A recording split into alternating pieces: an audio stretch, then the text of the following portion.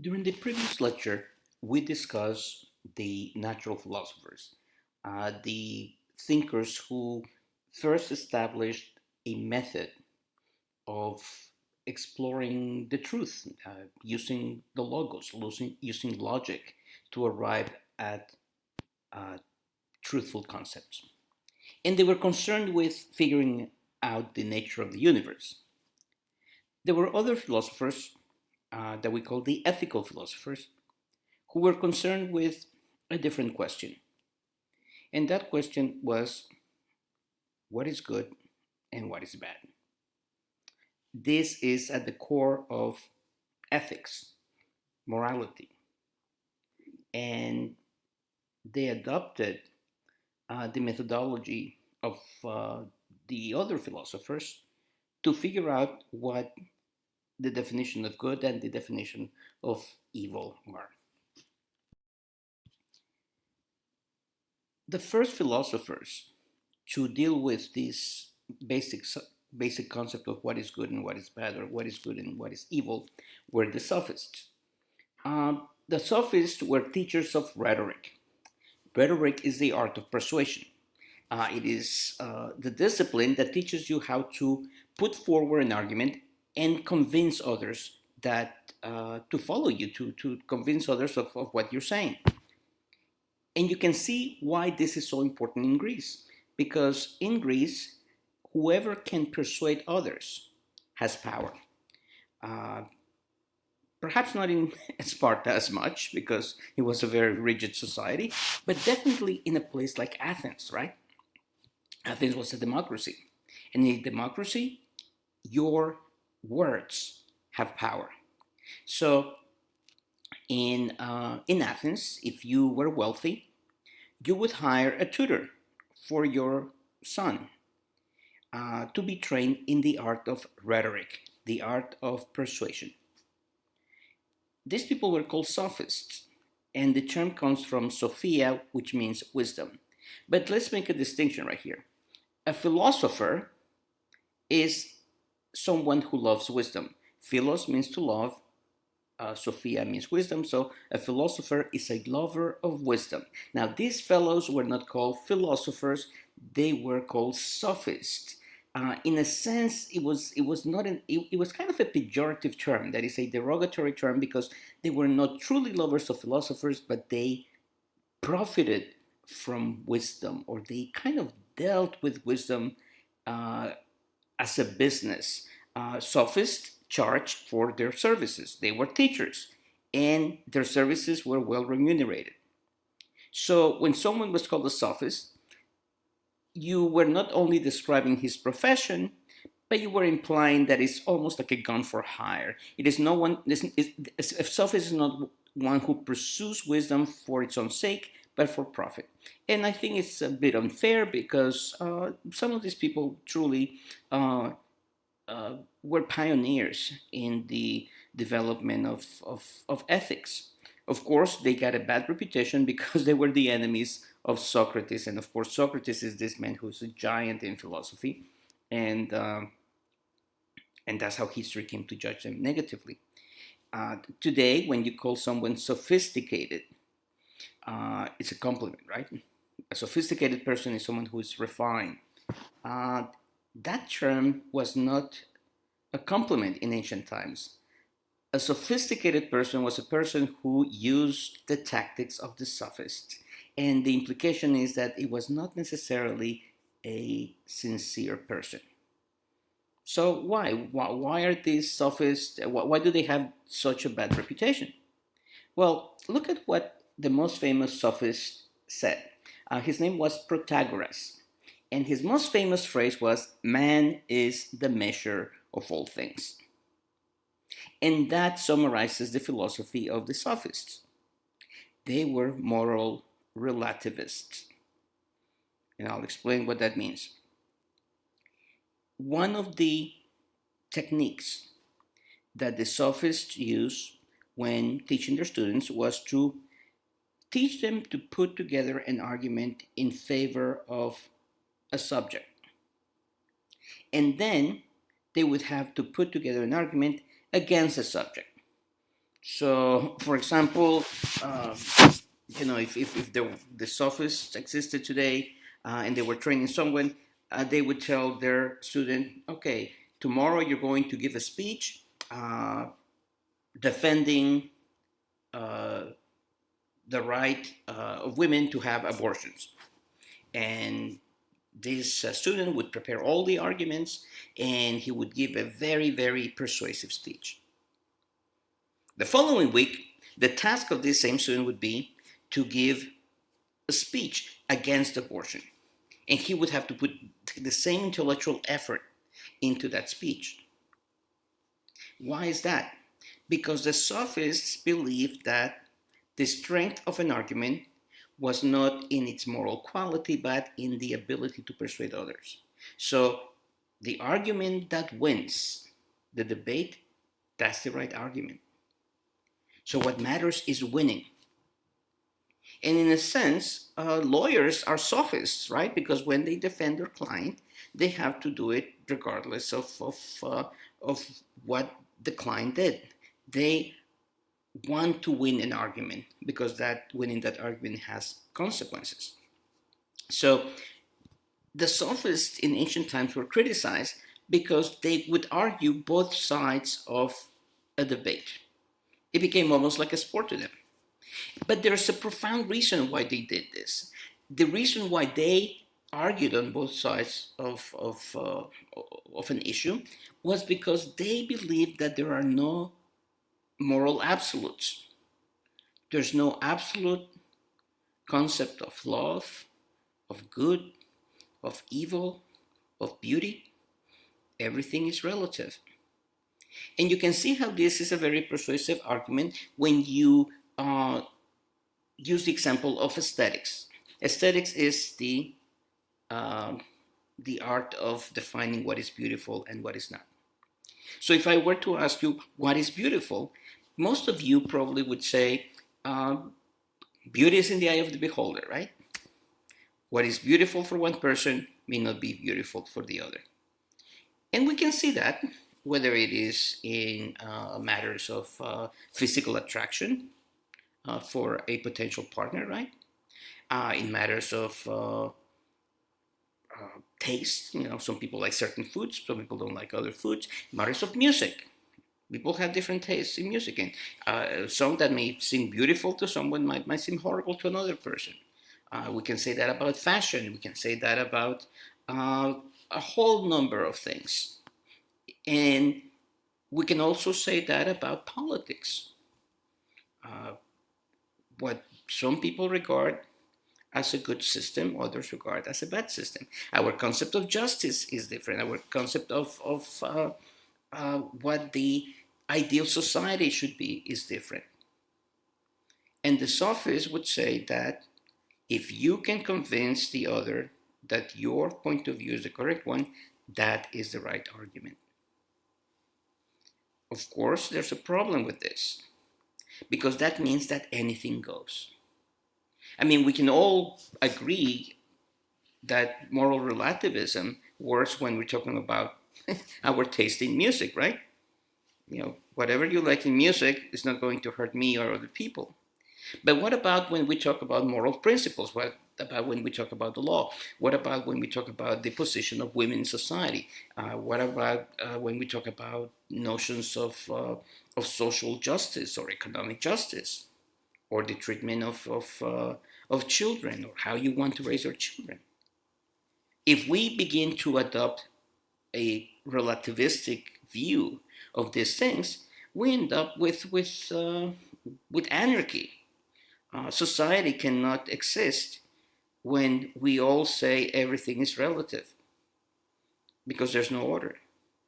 And in the name of relativism, horrible things can happen.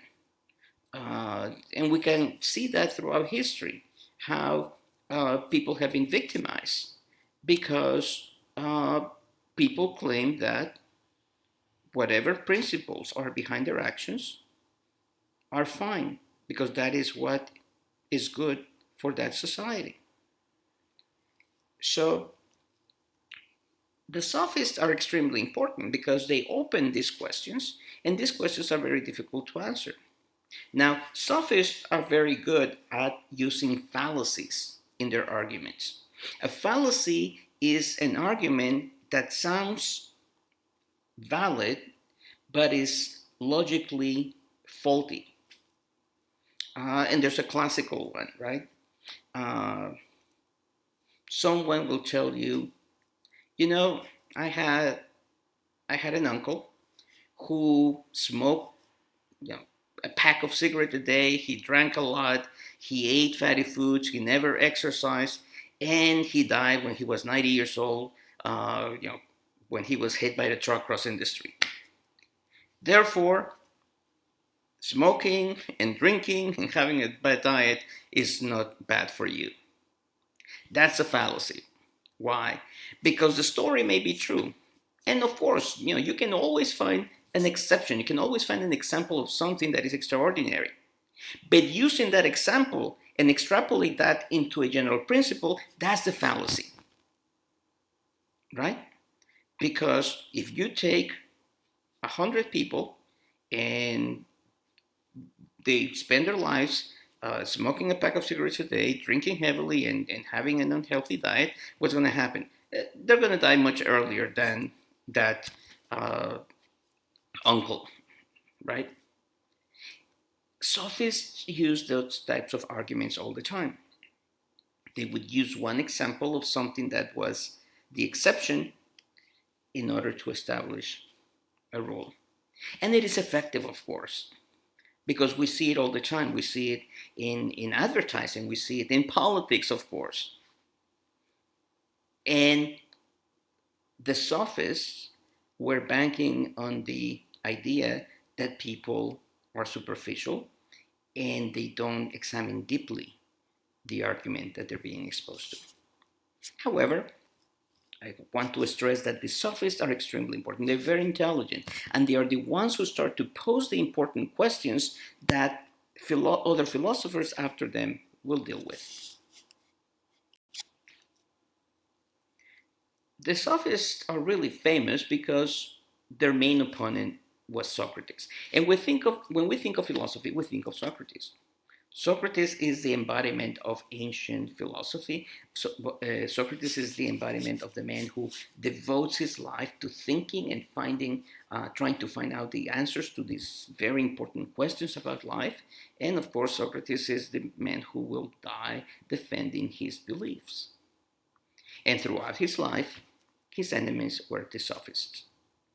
Socrates was a citizen of Athens.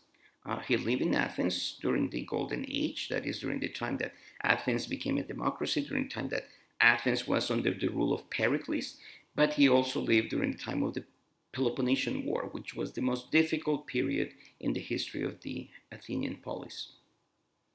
And throughout his life, he went around asking questions. And through this process, he developed something called the uh, Socratic method of inquiry, which consisted mainly on two things. And I'm simplifying here. One is dialectic, the other is Socratic irony. Dialectic is a method where you ask questions, and through the asking of questions, you try to eliminate all the possibilities that are false until you are only left with the one possibility that makes sense and that is truthful. So basically, you engage someone in a dialogue, right? There's two ideas playing with each other. You interrogate the other person that you're speaking with. You uh, you ask questions looking at the consistency of your opponent's arguments, and by showing the inconsistencies, you prove that the argument is wrong. And whatever is the opposite of that argument then must be the truth. The dialectic method is very important because it makes use of logic. Whatever is not logical, whatever is contradictory, cannot be true. The other element of the Socratic method is Socratic irony. Irony is when you point out contradictions that are so absurd that elicit laughter because they lack sense completely. And there are different types of irony. Uh, the classical example of irony is probably you have heard that story by O. Henry. It's called The Gift of the Magi. There's a very this young couple. They love each other very much, but they're poor and they're hardworking. And Christmas is coming, so the girl had this beautiful long hair, and the man, the husband, had this pocket watch, but the watch didn't have a chain, so he couldn't go around with the chain and his watch. So the the girl, the woman, she had seen this little some sort of decorations for her hair that she wanted, but they were very expensive. And the man had eyed this chain that was perfect for his watch. So for Christmas, the woman decided to buy him the chain, and the man decided to buy her the little holders. I think it's a diadem or something for her hair, made of tortoise or some fancy material. Christmas came around, and they all come from the street. They go into their apartment. It's very cold, so they're wearing hats and coats. And immediately, the first thing that she does is she takes a little box and says to her husband, "Here, Merry Christmas." And he's so excited, and he opens the box, and it's a chain for his watch. And she says, "So, where's the watch? Put it on." And he says, "I don't have the watch." And she says, "What do you mean?" "Well, I sold the watch to buy you your Christmas gift." And of course, she's very moved by this. And then she opens the gift that he has given her, and it is the little hair the decoration, the diadem. And she's so happy. But at that point, she takes off her hat, and it turns out that she cut her hair and sold it so that she could buy the chain. That's a very cute story, right? Very moving, and it reflects what irony is. And irony is basically a situation that is so absurd that makes you throw your arms in the air. Another example of irony. Uh, I don't know, an ambulance that has an accident on the way to pick up someone from an accident. Absurdity, that's what irony is. Now, the way that Socrates used irony was by basically, when he's arguing with someone, he shows how ridiculous, how absurd something is, and then people just go, ha ha ha ha. They laugh, or they smile, or they just go and throw their arms up in the air and say, "This is so ridiculous that no one can take it seriously." It's a very effective method, right? So, for example, when you are in a political debate, uh, you want to ridicule your opponent, you want to show the absurdity of this, the irony of certain situations, so that the person that you are targeting with irony loses his or her credibility. And the moment you lose your credibility, well, then that's it. How can I trust what this person is saying? So throughout his life, Socrates went around interrogating people about all kinds of questions, about ethics, about aesthetics, about politics, about the law.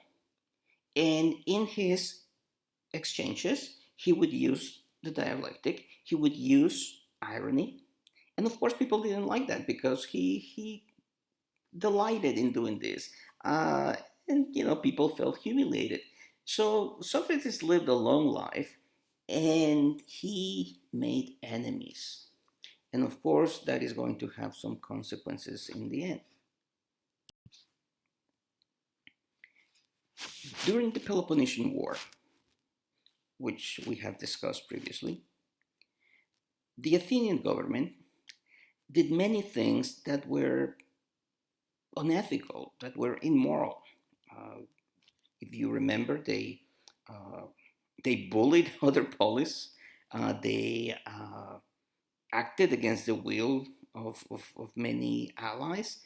They went into certain places and massacred the civilian population. They committed atrocities, and all in the name of freedom, all in the name of democracy, right? Now, democracy is this political system that embraces equality and the rights of citizens to decide their destiny, and yet this democratic state went against the will of allies. I'm not talking about enemies, allies.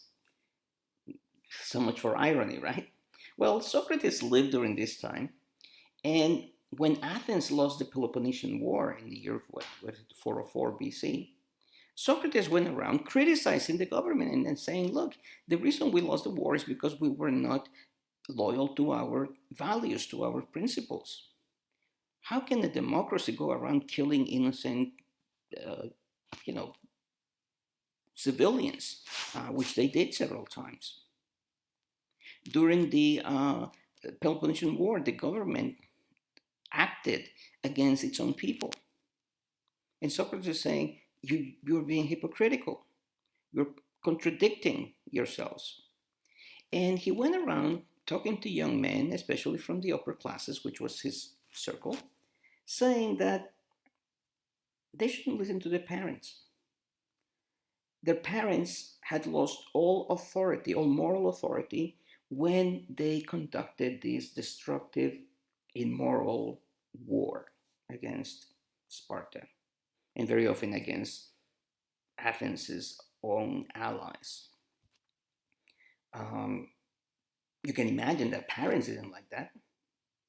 This man going around telling young people not to pay attention to them, and the authority of the parent, the authority of the father, was extremely important in Greek society, in Athenian society. So he's going around telling people not to listen to adults. He's also doing something else. In Athens, religion was very important. Now, religion has to be viewed differently from how we practice it today. Today, for us, religion is something personal. Religion is something that you do privately, and privately in the sense that you know you don't force it upon others. You choose to go to your church or your synagogue or your mosque or whatever religion you follow. You choose to go to that, and that's your business. Not in ancient Greece, not in ancient Athens, because religion was part of public life. Religion was part of the civic displays of loyalty. That is, if you're loyal to the state, you participate in the religious festivals. Imagine that going to the temple and offering sacrifices was the equivalent of uh, pledging allegiance to the flag, singing the national anthem, doing kind of those kinds of things. Of course, in ancient Athens, those things were not optional. Everyone had to participate in these ceremonies, these sacrifices. And when I say sacrifices, they're offerings. We're not talking about human sacrifice or anything like that. Sometimes animals would be sacrificed, but there would be also it would be ritual ceremonies where offerings were made to the gods as a symbol of one's loyalty to the polis, to the state. Guess what? Socrates refused to do that.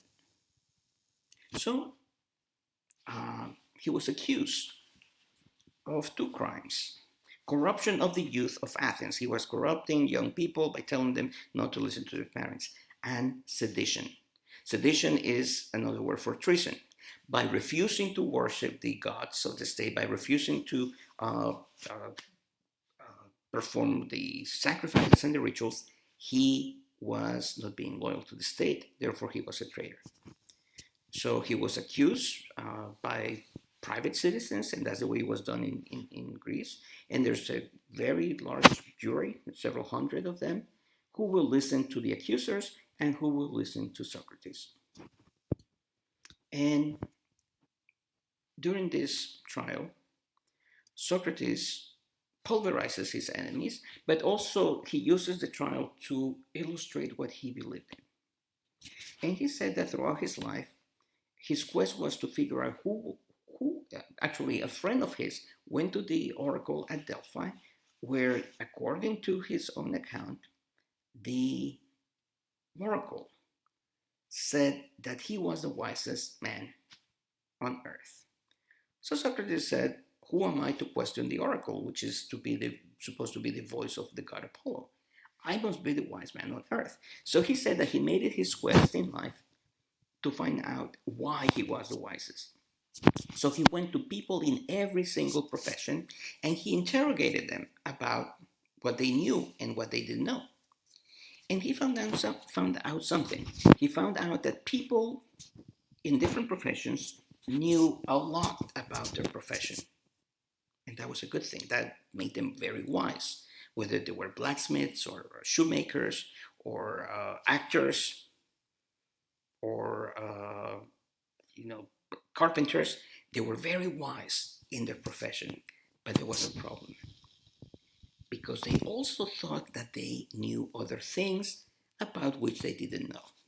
And that is when Socrates figured out why he was the wisest man in the world. And this is the famous phrase of Socrates: "I only know that I know nothing." Ignorance is wisdom. When you admit your own ignorance, it means that you know yourself, and only then can you begin to learn. When you assume that you know, you're a fool. And that was his principle. He never assumed anything. He started from a position of ignorance and he built up to learn something. And that applies to everything. You don't assume what is justice, you don't assume what is law, you don't assume what is beauty, you do not assume what is good or bad. You begin from a position of ignorance and you learn what these things are. Of course, Socrates was not happy with just telling everyone that he was the wisest man on earth. He told everyone else that they were idiots, that they were fools. And you can see why he made a lot of enemies. So he says that he's not corrupting the youth, that in fact, the youth has been corrupted by everyone. A person, a young man, is the product of many influences: his parents, his relatives, his teachers, society. And he says, if a young man is corrupt, everyone is responsible for that. So attacking Socrates and saying that he corrupted the youth is as a scapegoat. Basically, he's telling people, you know that the youth of today is corrupt. But why? Because of all of us. We are all responsible.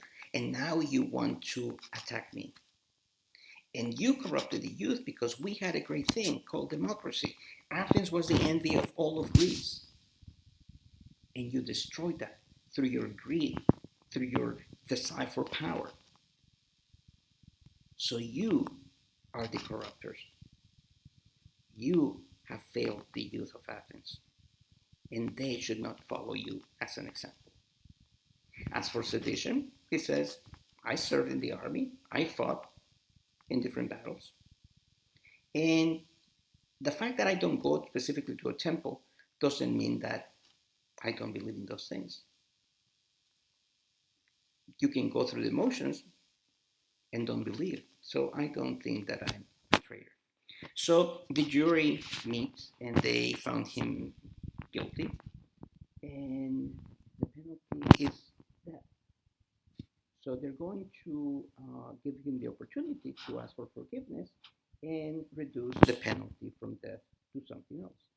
Well, Socrates says that the penalty should be to give him free meals for life.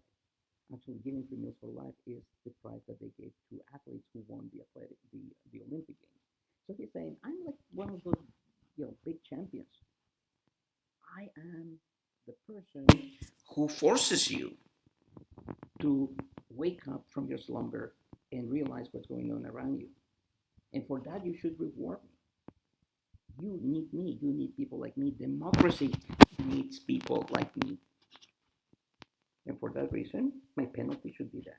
And of course, this is an insult to the court, so they condemn him to death.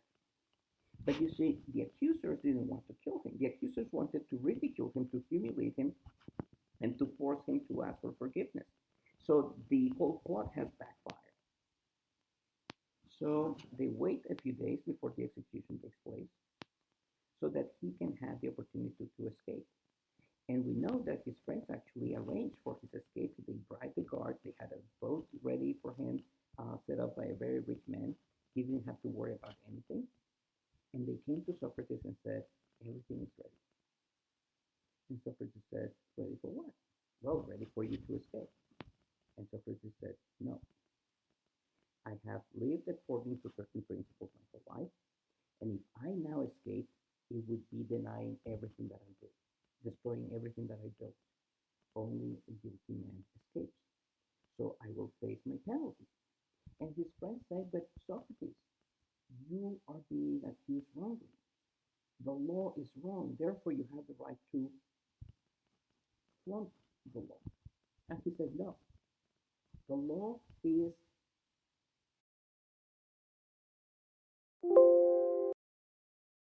an expression of justice. And we all have to follow the law. That's what justice is. And then his friends say, but what if the law is unjust? Well, if the law is unjust, you change the law, but you don't break it. If the jury of my peers says that I broke the law, I have to pay the penalty. And if you think that my penalty is not a reflection of justice, then it is your duty to change the law. So in a sense, he's saying, I'm sacrificing myself for you. Yes, the law is a bad law. The law is not fair. But I cannot decide which laws I break and which laws I follow.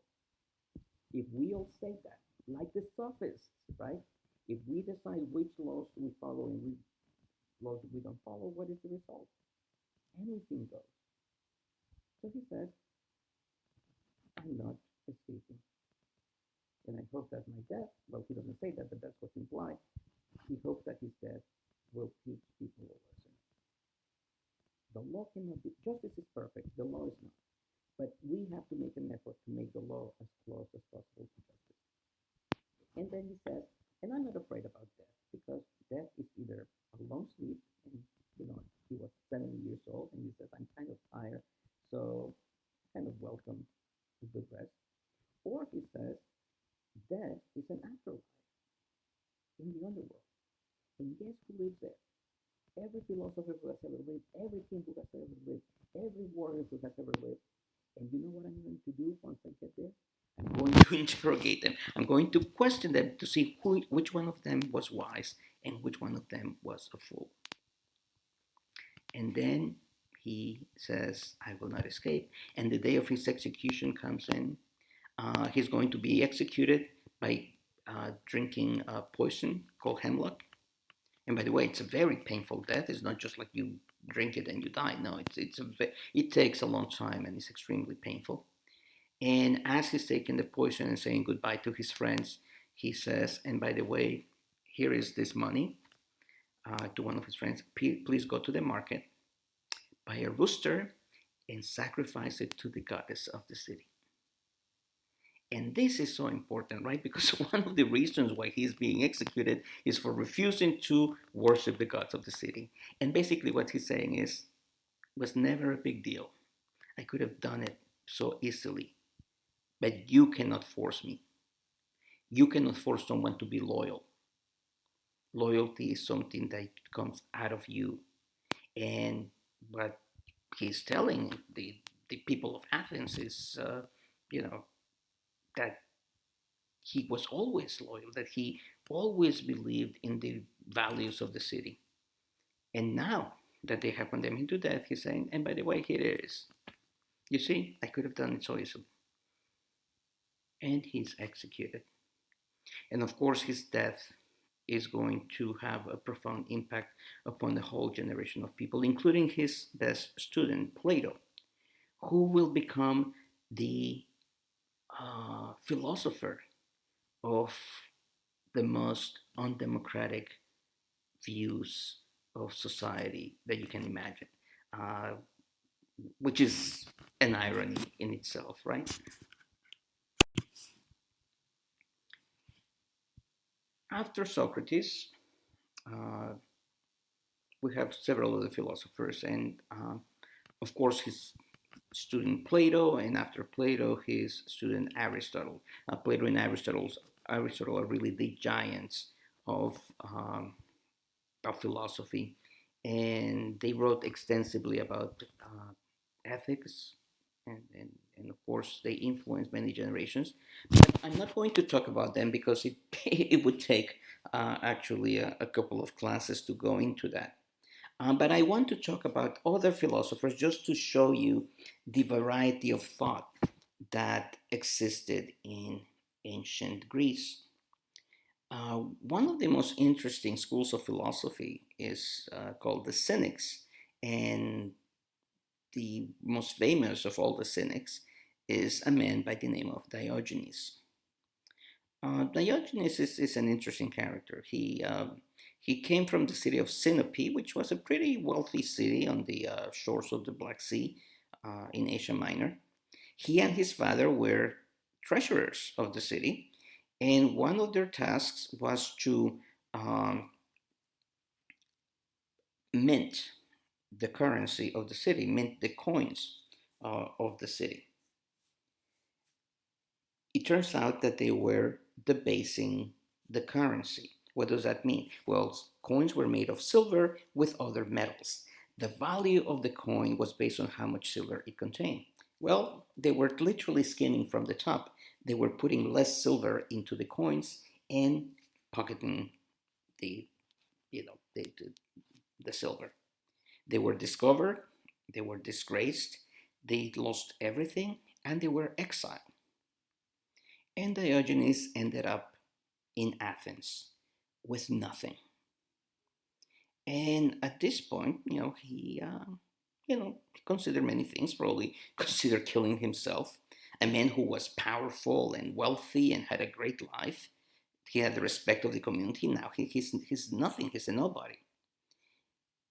And the question arises, what is the whole point of life? And what do you do now that you're at the bottom? Strangely, rather than becoming desperate or depressed, Diogenes found freedom in being at the bottom. That's it.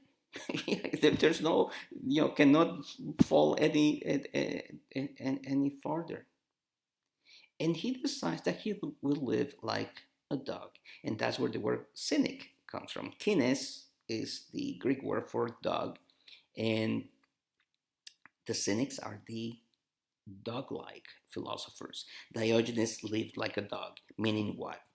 He went around wearing a wolfskin, barefoot. He found a little red cap, that the felt cap that he wore on his head, and he had a little ball that he carried in a little handkerchief that he stuck to a stick, and he would go around begging for food, and he spent his days like that. And he wouldn't cut his hair, he wouldn't trim his beard. Um, why? Because he said, I don't have any friends, I don't have a position in society. I'm he was a homeless person. He was, a beggar. Nobody cared about him. So he said, why should I care? I don't have to look good for anybody. He stops taking baths. Why? Because he says, well, I'm pretty sure I smell, but my smell doesn't bother me. So I don't give a damn about anyone else. He would urinate and defecate in public like a dog, and people were scandalized at his behavior. Since he didn't have a home, he found like in this image, you see, this is a big piece of pottery that was abandoned. So he decides to live inside that place. And he went around using foul language, insulting people. But he's not a crazy man. He's actually very intelligent and he's quite charming, actually. And he very often engages people in dialogue, and people like him. And they like him because he's irreverent. He doesn't respect anything. And we all like people like that. Like that. He says the things that we think about, but we don't dare say. He criticizes everyone in the most obscene terms possible. And he has no respect for anything. And he does some crazy things. For example, he goes around with a lamp in the middle of the day. And when someone stops and says, Diogenes, why do you have a lamp? He says, I am looking for an honest man. Meaning what?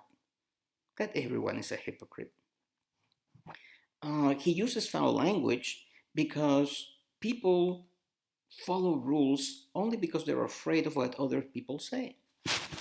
He dresses in a wolfskin because what is fashion? Fashion is adhering to the rules of other people. And he has understood that his whole life prior to reaching bottom, he had lived for others. He actually, at one point, asked the question, why did I steal? Right? He was already rich, he had a great life. Why did he have to steal? And we often see that in life, right? There are many people who are powerful, millionaires, even billionaires, who do illegal things. Why? Because they want more. And it becomes like an addiction. And Diogenes understood that he was addicted to that. He was addicted to people telling him, "Oh, Diogenes, you throw the best parties. You have the biggest house. You have people envied him, and he loved that. And that's what led him to wanting more. And that led to his downfall. And now he understands how superficial, how useless those things are. And he understands that everyone in society adheres to the rules and lives his life only to get the approval of others. He doesn't care.